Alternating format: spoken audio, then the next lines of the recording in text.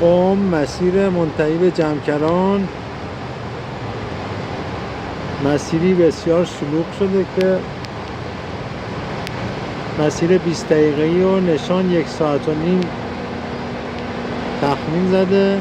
همینطور که می‌بینید از بلاک‌های مختلف از شهرهای مختلف کشور اومدن به سمت جمکران در شب نیمه شعبان 1404.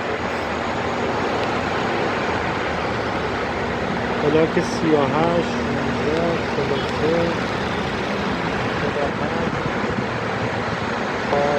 12 بلاک‌های مختلفی هست تو این بارون، ولی مردم به عشق امام زمان دارن میان که معنویت روز به روز در کشور رو به فزونی.